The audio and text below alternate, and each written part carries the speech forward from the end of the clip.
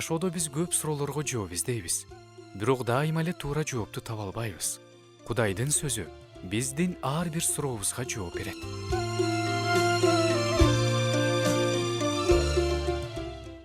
Саламатсыздарбы, урматтуу угармандар?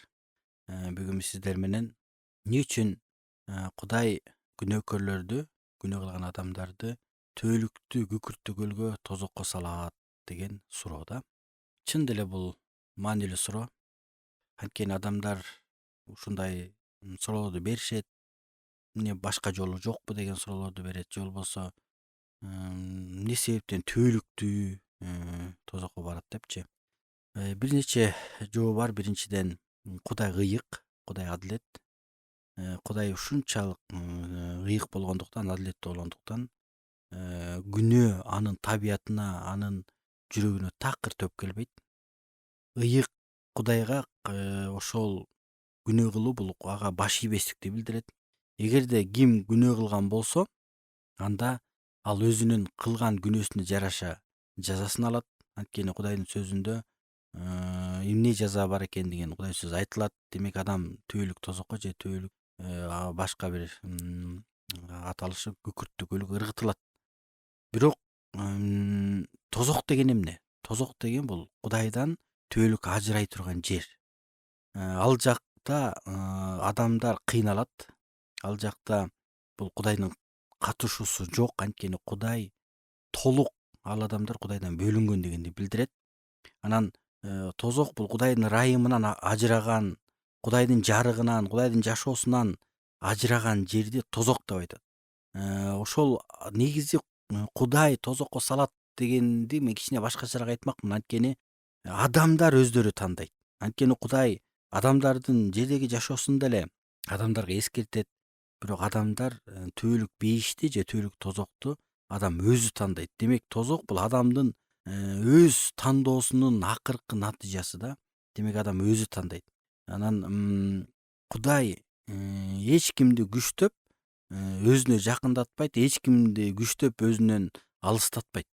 Кудай адамды өзүнө алып келип атканда мындай сүйүү менен, адам өз жүрөгү менен келишин каалайт. Бирок адамдар Кудайга келбестен күнөөнү сүйүп, бул ошол Кудайга жакпаган нерсени кылгандыктан, бул мен Кудайсыз эле жашайм, мен өзүм каалагандай жашайм дегенди билдиргендиктен, бул Кудай үчүн демек мен тозокту тандадым дегенди эле түшүндүрөт да. Анан эмне себептен төөлүктүү? Анткени төөлүктүү деген сөз бул бүттү үмүт жок. Ал бир учурга чейин эле кыйналып анан чыгып кетет дегенди билдирбейт. Ал төөлүктүү. Демек адам ошол күнөөсүнөн кечирим албай, ал ошол тозокко түшкөн болсо, анда ал жактан чыкпайт дегенди билдирет. Анан негизи эле Кудай тозокту адам үчүн жараткан эмес. Кудай тозокту күнөө үчүн же болбосо шайтан үчүн жараткан болчу. Анткени ошол күкүрттүү көл шайтан үчүн жана периштелер үчүн даярдалгандыгы жөнүндө Кудай сөзүндө айтылат. Бирок шайтан өзү жалгыз кеткиси келбегендиктен толтур адамдарды өзү менен кошо ала кеткиси келет. Адам Кудайды тандаганга мүмкүнчүлүгү бар. Адам шайтанды тандаганга мүмкүнчүлүгү бар.